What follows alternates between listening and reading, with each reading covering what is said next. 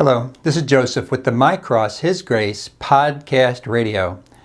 Recently on episode 8, I discussed the information that the Department of Homeland Security put out warning churches and other houses of worship to be on the alert to security issues and threats. On that video, I discussed the case of 35-year-old Rui Jiang in Haymarket, Virginia, who had threatened action against a church. He was subsequently located and arrested.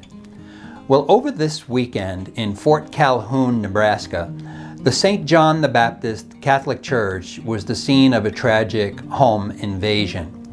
At around 5 a.m., Father Stephen Gutzel called police reporting a home invasion of the rectory, the place where the priest resides.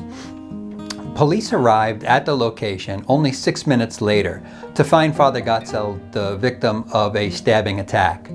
Father Gutzel, 65, was taken to a nearby hospital in Omaha where he died.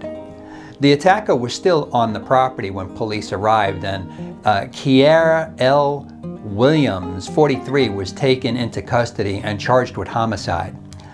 What's odd about the case is that Williams, the attacker, lived about 85 miles away, and it remains very unclear why he went to this location. Now, what I'm going to share next muddies the waters, but must be mentioned just because we don't know if it's related at all. In 2007, Father Gutzel pleaded guilty to theft by deception charges of embezzling $127,000 from an area church. His sentence required him to serve probation and pay restitution. He was then located to a different church. In 2003, his brother, Reverend Michael Gutzel, also pleaded guilty to theft charges. Is there any connection here? We may never know. The takeaway lessons are, don't let your guard down.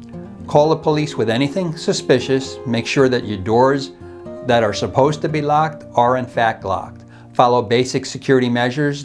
Lock what needs to be locked and monitor what's open.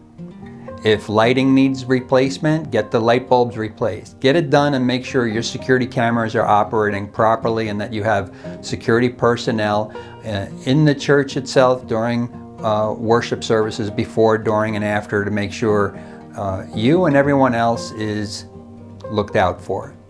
It seems that the rectory in this story was a separate structure apart from the church itself and the house of worship. That space seemingly located directly right next door. So while all the protocols for security may well have been met in this church, which does not in itself appear to have been broken into, the rectory itself was broken into. So the incident began with a call from Father Stephen to 911 operators where he reported a home invasion. This is a very small town, and it's an area that did not suggest any trouble at all, and certainly everyone there is shocked. If any good is to come from this bad event, it's to check all of your security precautions and make sure that all your batteries are good, alarms are functioning, police on speed dial, and while you evaluate your property and place of living and work, make sure everything is what it's supposed to be. So double check all your security precautions and make sure everybody understands what your security plan is. If you don't have one, get one done.